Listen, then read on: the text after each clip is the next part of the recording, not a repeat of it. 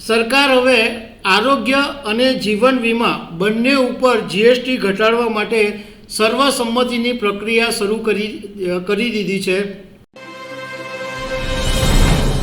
નમસ્કાર દર્શક મિત્રો, તમારા માટે એક સારા સમાચાર સામે આવ્યા છે. જો આ નિર્ણય લેવામાં આવશે તો તમને મોટો ફાયદો થઈ શકે છે. સરકાર જીવન અને મેડિકલ વીમા એની ઉપર જીએસટી ઘટાડવા માટે વિચારી રહી છે. તો આના વિશે હું તમારી સાથે વાત કરીશ.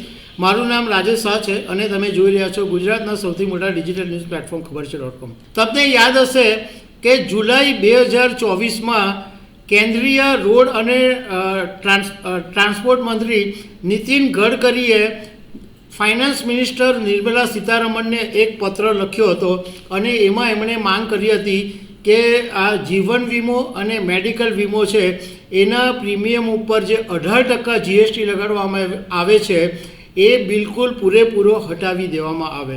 હવે એવું લાગે છે કે આ નીતિન ગડકરીના પત્રને તો લગભગ આજે 8 મહિના થઈ ગયા, પરંતુ હવે સરકાર આની પ્રોસેસ કરી રહી હોવાનું જાણવા મળ્યું છે. સરકાર હવે આરોગ્ય અને જીવન વીમા બંને ઉપર જીએસટી ઘટાડવા માટે સર્વસંમતિની પ્રક્રિયા શરૂ કરી દીધી છે અને જીએસટી કાઉન્સિલે ઇન્સ્યોરન્સ રેગ્યુલેટરી ડેવલપમેન્ટ ઓથોરિટી ઇરડાની પાસેથી ભલામણો માંગી છે.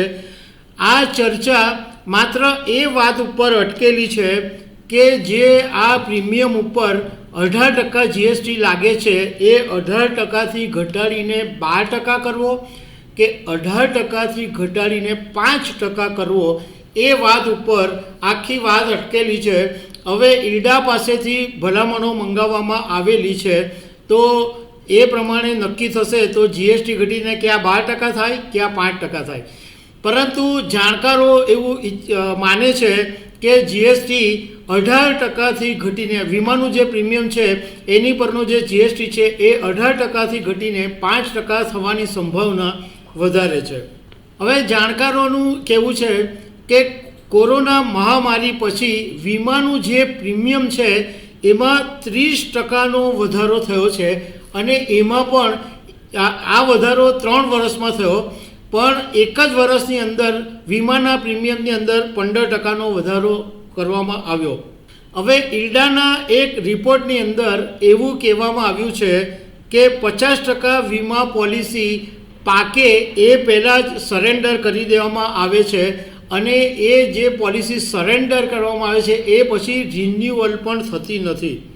હવે દિવ્ય ભાસ્કરના એક અહેવાલની અંદર કમાલ સહાય નામના એક એક્સપર્ટ છે જે સ્ટાર યુનિયન દાયચી ઇન્સ્યોરન્સ પૂર્વના એમડી છે.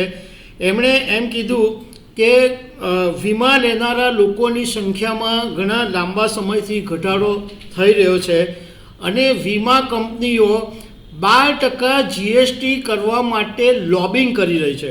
એ લોકો ઈચ્છે છે કે 12% જીએસટી રહે.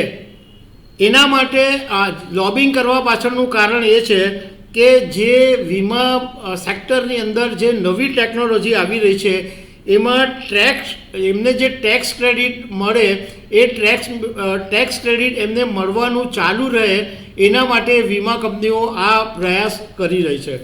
પણ આ વીમાનું પ્રીમિયમ જો ઘટે તો ઘણા બધા લોકોને રાહત રહે, કારણ કે આજે મેડિક્લેમ હોય કે લાઈફ ઇન્સ્યોરન્સ હોય, વીમાનું પ્રીમિયમ એટલું બધું આવે અને એની પર આ 18% જીએસટી એને કારણે લોકોને પ્રીમિયમ ભરવાનું મુશ્કેલ પડી જાય છે. તો આશા રાખીએ કે આ નિર્ણય જલ્દી લેવાય અને નીતિન ગડકરીએ જે વાત કરી હતી એનું સમર્થન મળે તો લોકોને રાહત મળશે. તો દર્શક મિત્રો, આવી અનેક વાતો સાથે અમે તમને મળતા રહીશું. Thank you very much.